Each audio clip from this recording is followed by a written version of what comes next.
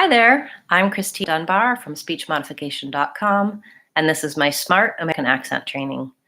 Welcome to our Friday live question and answer class, where we talk about topics for American English pronunciation, American accent training, intonation, clear communication, everything that you need to know to improve your personal and professional communication in American English. I always take your questions about any topics related to the American accent and American pronunciation, so please feel free to ask those at any time. I love it when people ask questions because it tells me what topics to make new videos for, what things to cover in my lessons on speechmodification.com, and how I can best help you. I get many of my great ideas from you, my viewers, and my clients and students. So welcome. We do have a topic each week that has to do with American accent training. And today what I'd like to talk about is what I like to call real talk, which is looking at spoken English versus written English and telling you how Americans really talk. The way we form words, pronounce words, connect words when we speak, you may notice doesn't always exactly match the way words are written. And so I'll give you some examples of that in just a minute. If your question is about something else, that's okay too. We'll talk about many other topics today as well. We already have a question from Susan. Are stop T and glottal stop the same? Button, cotton, kitten, eaten. Okay, good question. So the stop T, I use a stop T in the middle of words and at the end of words quite a bit. And I mark it like this, stop T. When I say the word hot, I don't say hot with a puff of air, hot. Sometimes I do, but many times Americans at the ends of words and in connected phrases will use a stop T, hot. So my tongue goes up, hot, and it stops behind my teeth. A glottal stop, on the other hand, is when I stop the air in the back of my throat. And this is something that I do hear people do when they're trying to make that American sound like hot. But if I stop it in the back of my throat, I don't get that T quality that people can hear and notice. So I'm going to say this three ways. I'm going to say hot with the T with a puff of air. And then I'm going to say hot with a stop T. This is the American way. These two are the American way. And then I'm going to say stop hot with a glottal stop, which I think we mark it like this. Looks like a little question mark. So listen to hear the difference. Hot, hot, tongue went up behind the teeth, and hot, hot. I stopped it in my throat. And so this one, if you try to use that instead of hot, hot, people will hear it like ha, ha. They won't hear that stopped T sound. So it's pretty important to try to stop the air by closing my tongue into the T position rather than stopping the air in my throat. Hot, incorrect. Hot, correct.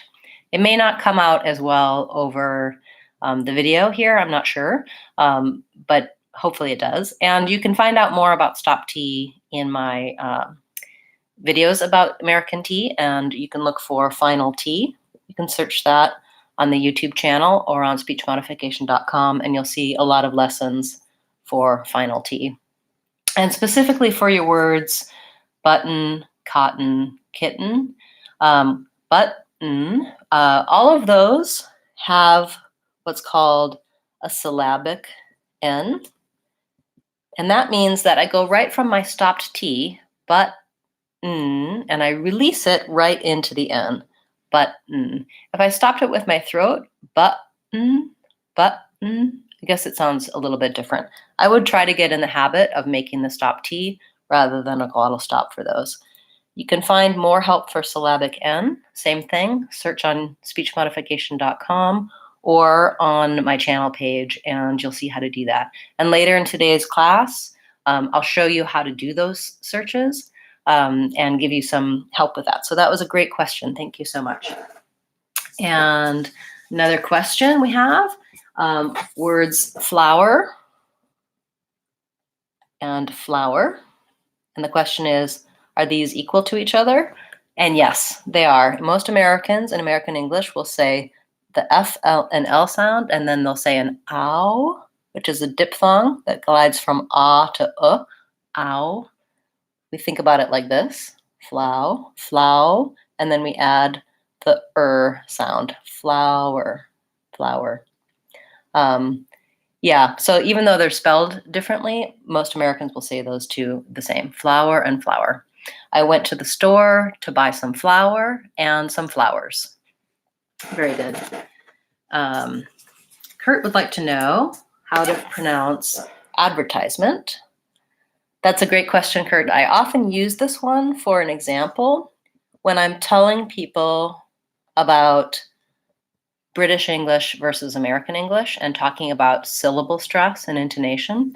So Americans will say advertisement, where the first syllable is stressed, and they use vowel schwa, like in black cat, advertisement. So that one is stretched and the others go quickly. I was exaggerating a little bit there. They say it more like advertisement, long and fast. So I mark stress that way. Whereas the British will say advertisement, and they will stress the second syllable. And that makes their at the beginning more like an advertisement. So when we stress a syllable, we typically use a clear vowel on that syllable, and we tend to use reduced vowel sounds on the unstressed syllables because they go by fairly quickly. So I saw an advertisement for that. My advertisement was online. Yeah, there you go. Hopefully that helps you. Americans will very frequently say ad rather than advertisement. We like the shortcuts, I think, in American English. Susan would like to know, is it a big mistake to say diphthongs with E or ya instead of I? Spanish and Italian speakers always do it. Okay, so if we're saying like I,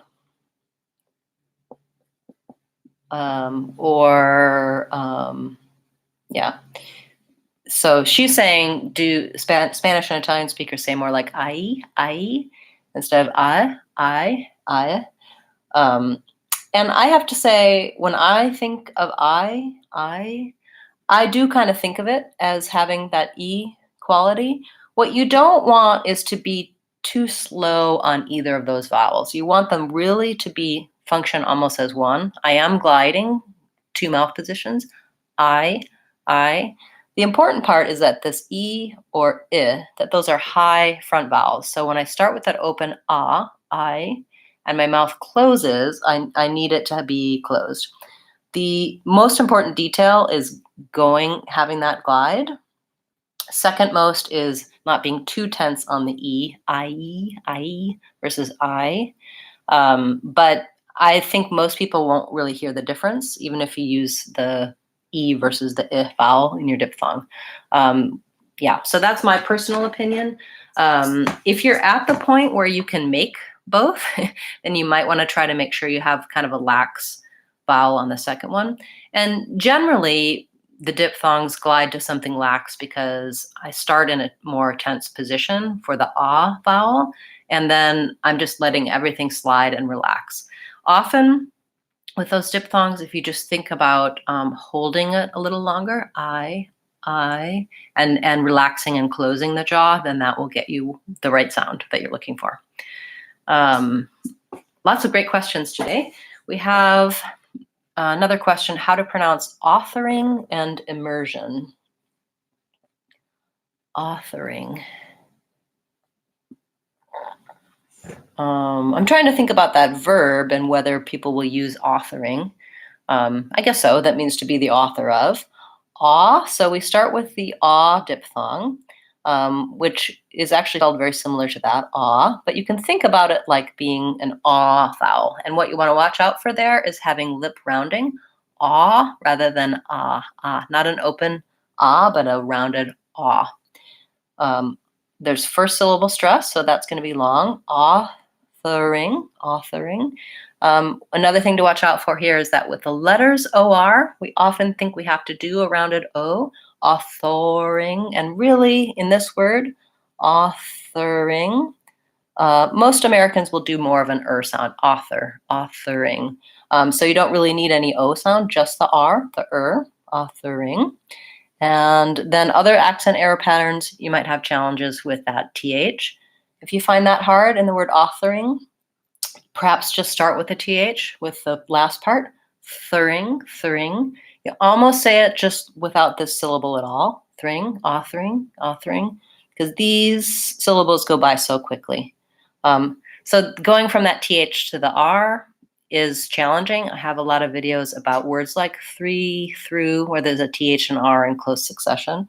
And then just make sure you also have an an NG sound at the end, authoring. Often there's accent error patterns for NG, where people will say it more like an N or an NK, authoring. You don't want any G or K sound on there. Hopefully that helps you with that word. And then your second word was immersion, immersion. And so in this word, immersion, the middle syllable gets the stress. And my first vowel should be that lax I sound, as in it and did, immersion. And the vowel, again, there's my R, that can be difficult, immersion. And this is a case where SI says this sound, zh. We don't have a letter that we typically spell that with. It can be an S, it can be other things. But what I hear for that sound often is that people might say it more like a j, immersion, instead of immersion. And the sound needs to be able to continue, has rounded lips, and it's voiced, immersion. So it's very similar to the SH sound. Sh is the voiceless version, and zh is the voiced version. Immersion. We don't want immersion or immersion. We want immersion. And then there's lastly a schwa, the sound, and my N. Immersion. Okay, good words. A lot of complicated accent patterns. I'm not surprised that you may find those difficult or challenging to say correctly or to know the sounds in them. So thank you for bringing those up. Another question. The vowel A. Does the vowel A sound like eh plus in English, or the e plus combination in Spanish? No, even though this one looks like it has two sounds, I actually should write it the way you typed it, which is that it's all run together. So this one's not a diphthong. It doesn't glide. It's simply one vowel, a.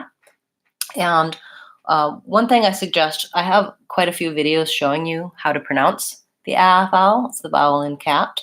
But for many speakers, this is a problematic one, especially because it's similar to and I. These are all lax front vowels. And so I like working my way more and more open with these lax vowels. So for example, I might try bit, bet, bat. That's the So they're all lax. I start high in front, bit, then I open a little, bet, and then open the most, bat, bat. For most people, the problem they have with is that it either gets a little too closed and it sounds like an or it goes too far back and it sounds like ah. So your bat might sound more like bot. You might be trying to say last and it sounds like last, last, or even lost. And this one is sort of more the way the British English pronunciation of this vowel.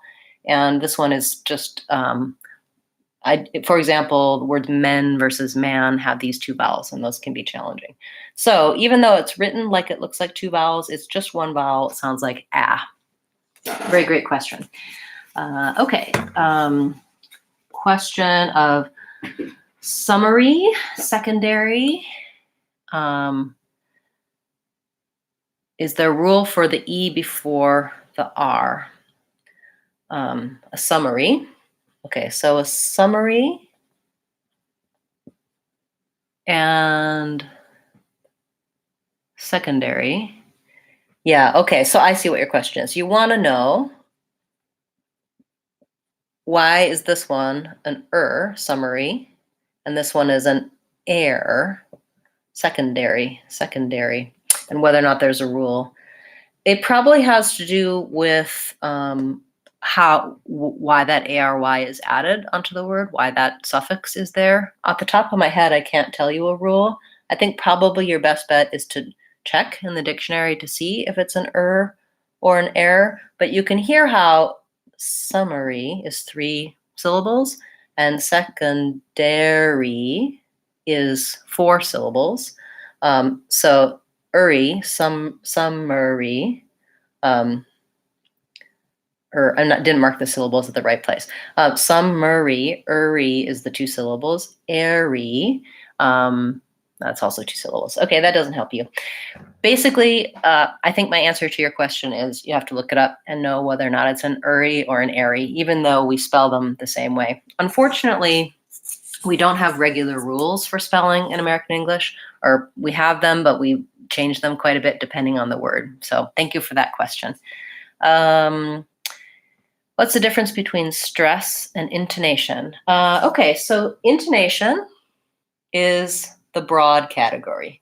So intonation is everything I do to convey meaning with my stress patterns, my pitch patterns, and how long I'm holding something, etc. Versus stress is something that gets more length or is louder or has a higher pitch to contrast it from the things around it. So for example, if I'm talking about a sentence, I like it, my stress goes on like. So these words are unstressed, this word is stressed. I like it. My intonation pattern can be I like it, where I'm lengthening and holding that one longer. I'm saying like a little bit louder. And in this case, I'm rising in pitch. I like it. I can change the intonation and the stress, but intonation includes things like pitch and other details that I don't usually get into because they're not as helpful. It's most important, I think, to know about what the pitch does and what word gets lengthened, and that's how we stress words within sentences. So that's a great question. You may hear those words used interchangeably sometimes. Intonation encompasses more than just stress. Great questions. Hi, everybody who just joined. So let's talk a little bit about real talk and how we connect words and how we link words. This is a topic that I really like talking about with people because even when I speak with native speakers, they don't realize some of the things that they're doing in their speech. And often for whatever level of English you have, whatever level of comprehension and speaking and pronunciation, wherever you're at with working on your accent, this is a useful tool for you because it helps you both with fluency, how you sound, how you flow, how smooth you are. It helps you to correct some accent error patterns that most people have. And it helps you with your listening comprehension because it helps you match what you hear with what the words actually are. So sometimes you know something's different with the way someone's pronouncing something versus what you see when you read it, but you're not realizing what they're doing exactly. This makes more sense when I give an example. So I want to start with one element, which is called linking. And an example would be the sentence, is he busy? So when I just was writing those, I was saying each word one at a time. Is he busy? You can hear how if I'm talking, I'm not going to break between every word. That would be too choppy. It wouldn't be fluent. We naturally link and connect words in our speech. You do this as well. You do it in your native language. You do it when you speak English. But what are we doing there? It depends on the words and it depends on the sentence. In this particular sentence, the way I link is he busy is that is and he get linked. Is he busy? And the H actually kind of drops off in this case. So I'll show you in a different color. Rather than is he busy, I really actually say that more like, is he busy? So is he and busy, they sound the same. And so here's what I'm talking about. I sound more fluent. I sound more natural. That's how an American will say it. it helps me correct a potential error pattern I might have, which is that when the Z sound comes at the end of the word, we often spell it with letter S. Maybe I don't have a Z in my language, like Spanish or some other languages, or my language has Z's, but we don't usually put them at the ends of words. Or we do, but I didn't realize that this letter S really very often says Z in English. And so my error might be to say more like is, and when I link it and I say izzy, it's easier for me to say that Z sound because my voice stays on between the vowels, izzy. Now I can say is he busy, is he. I can leave that H, it's perfectly correct. But you might have noticed, if you really listen to Americans, they frequently reduce that sound, the H goes away, and it sounds more like izzy. You also see that I rewrote the written words into something that is more like what they sound like. When I see this, it's easier for me to say izzy. When I see this, I'm probably most likely going to say it the way I always say it. I'm going to use my habit, and if my habit is he, then I'm going to use that. So this is a technique I like to use, which is to rewrite written words into spoken English, into something that your brain can recognize as what the sounds in that word actually are. We have another question. Is there an additional vowel in didn't? For example, schwa or or didn't. So when I say the word didn't, I say didn't. Really, there's basically no vowel in that second part. Again, it's a syllabic end there where the N consonant functions as the whole syllable. So a syllable usually has a vowel and a consonant at the minimum, and some exceptions are the N, L, and M when they come at the end. Sometimes they function as a syllable by themselves. So in the case of didn't, what happens for these syllabic N, M, L, and M's is that they have a kind of a tiny little schwa sound. Didn't. So I just close from the D. I voice the N. Didn't. And so it's kind of debatable. Am I doing a vowel there? I'm not really doing un or an. I'm not opening up for the vowel. Didn't. I'm just holding my N longer. If you have to think vowel, think schwa. That's the most neutral. Didn't. But if I say it really clearly with a vowel, didn't. It sounds a little less natural than just trying to think of it as having no vowel going right from D to N to T. It's a little bit tricky and complicated, but I do think that if you practice on words like didn't and little and able that have those syllabic consonants, you'll get the flow of how my schwa comes in there naturally as I'm moving from mouth position to mouth position between the consonants. Okay, another question. I'm confused with this phonetic symbol I. And for example, definitely UK definitely, and US definitely. Okay, so he's talking about two words, or one word, definitely, and whether or not it should be an I or an And both of these are the reduced vowel sounds. So when I'm saying a word like definitely, or for example, between,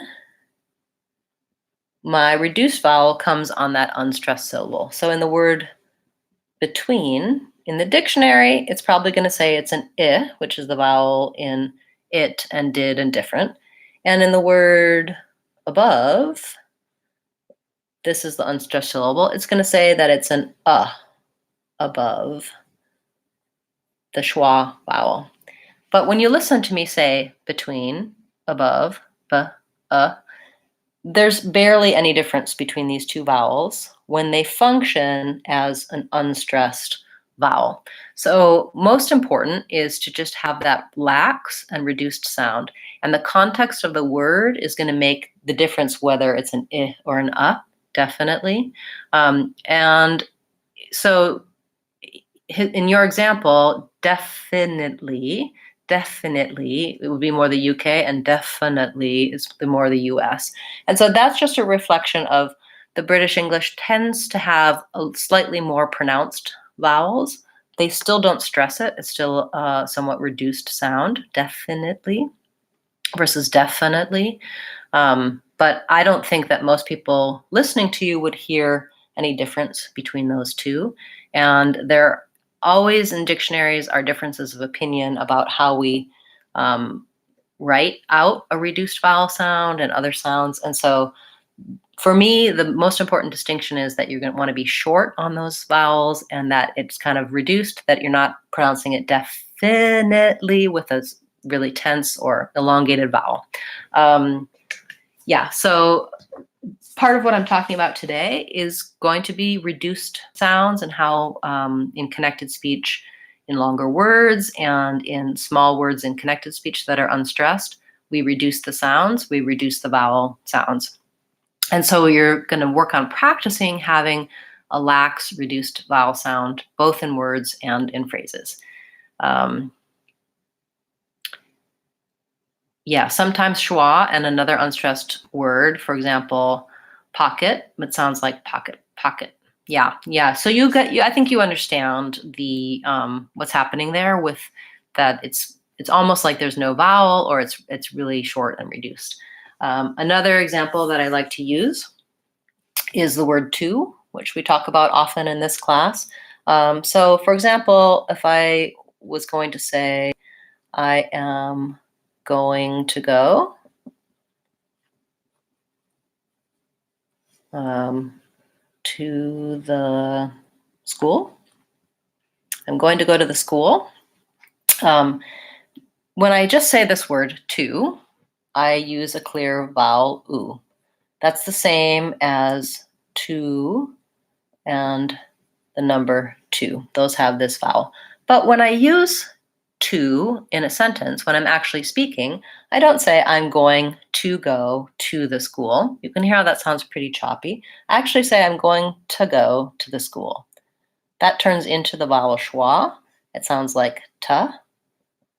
Or even sometimes I would write it like that, as though it had no vowel. Very reduced. I'm going to go. I'm going to go to the school. And so again, vowel reductions happen within words and also within sentences. And here's how I link this one. I'm going to go, going and to link. And when the T links at the end of a word or in between, like this, it sometimes changes into more of a D or a flap T. So this actually ends up sounding like going to go, going to go. I'm going to go to the school. I'm going to go to the. So I can also link, I'll rewrite it here, go and to in this case. And again, it sounds like go to. I'm going to go to the school versus go to the school. Now, it's not incorrect to say my T sounds. It's not incorrect to say the oo, but when you listen to Americans and you really break down how they're connecting and reducing, it can help you realize the differences between the written and the spoken. And some of these will really help your speech flow more smoothly and easily. So it's not essential to change over to these patterns, but to recognize that they happen and to use them to help you with listening is really useful and helpful. Also, it gives you some insight into other ways we change. So for example, I might also say, instead of I'm going to go to, or going to go to, I might change that all the way down to gonna. And that's just these things getting even further reduced. I'm gonna go. I'm gonna go to the school. Now this one is very casual. When I'm talking in a business meeting, I'm not going to say, I'm going to go to the client. I'm going to use, I'm going to go to. I'll make sure that I use the full word going rather than gonna. But if I'm talking to my friends or my family, I frequently will say gonna, and it's just a further reduction of going to, turning into going, gonna. So this one is professional, formal, so is this. This one's more casual and you want to avoid it in a job interview, at work, in a formal situation where you want your speech to sound professional. Great questions. And I like how our questions are tying into our topic, and also you have questions about everything else, pronunciation, because as I said in the beginning, it's very helpful for me to know what questions you have on your mind. Helps me plan future classes, create new videos, and highlight what resources and lessons I already have on speechmodification.com and on my channel page. Susan wants to know, can the be pronounced with I instead of schwa?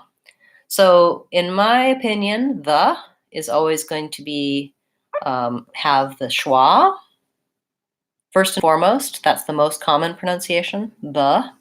And then secondly, sometimes it's the when I'm talking about something that starts with a vowel. So the egg, the email, the airport, the rest of the time. The is what you're asking. The. No, the would sound strange. So this is a case of, it's not a reduction to pronounce the with this schwa sound.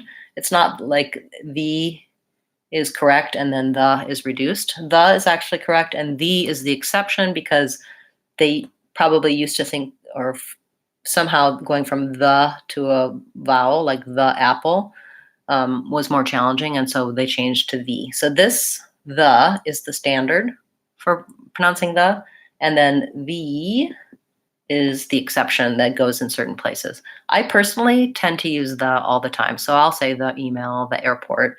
I rarely say the unless I'm stressing it. For example, the best question from you, Susan. Thank you. Yeah, good idea and good question. Nice tie-in. Great. Okay, so I see we're running out of time, but this was a great class with your many questions, and I will repeat this topic, talking about real talk, next week so that we can get a little bit further into that material. But I will share with you that you can find out a lot more about this topic, both on my website and on my channel page. So I'd like to share a few resources. First of all, you can see a basic video about linking and what it is, how to use it here on this link. And then I'm also going to suggest taking a look at my Real Talk playlist, which is comprised of videos where I take statements, common things that we say, and show you exactly where we reduce, where we link, and how those statements sound. And then there's also some fun videos in there where I take television shows or commercials, and I slow down the speech of the actors, and you can hear how, I'll show you what the written words are, and you can hear how they actually say it in real life. So you're used to listening to this, but you may never have really thought about what's different between what they're saying and the written words. I'll also share with you that a great technique for beginning to notice and hear this is to, when you're watching something on YouTube or other media, is to turn on the closed captioning in English. There you can see the written words and hear the spoken words at the same time, and that helps your brain start to match up how people really talk versus how it looks when it's written. Do be careful and know that sometimes, especially on YouTube, the closed captions are incorrect. They aren't always really what someone is saying. Sometimes that's because what we say sounds different than the written word, and so it goes in reverse, and they don't always get it correct. But especially for movies, television shows, most of the time the closed captioning is very close to being correct, and it's really a useful tool for combining these two ideas in your mind and helping your brain develop its listening comprehension and its speech pronunciation. Thank you everyone so much for being part of class today. It was great. We will again talk about this next week. Check out my Real Talk playlist, and I also will show you, I have a course. I have a number of online courses, but the one that is going to be useful for this type of topic is my Real Talk course. And it's here on my website, speechmodification.com, and it walks you through this technique and kind of teaches you how to do it yourself. So how you can use everyday media around you to begin to make those more advanced American accent types of fluent connections, linking, and reduced sounds. I do also have a linking and reduced sounds playlist that goes through specific ways that we use linking and combinations. We'll again go through these resources and get you more information on this topic next week. We do meet every Friday at 12 o'clock, so I hope to see you again next time. And thank you everyone so much from all the various places you've been watching from. It's great to have you in class today. If there's a question that you have for me that we didn't get to in today's class, you can leave it as a comment on this video. You can email me with it. You can leave a comment on any of my YouTube videos, and I'll be sure to go through and let you know where you can find the answer to your question, where the resources for that are. So thanks everyone for being a part of class today. I'm Christine Dunbar from speechmodification.com. Remember, if you want to sound American, you can do it. speechmodification.com.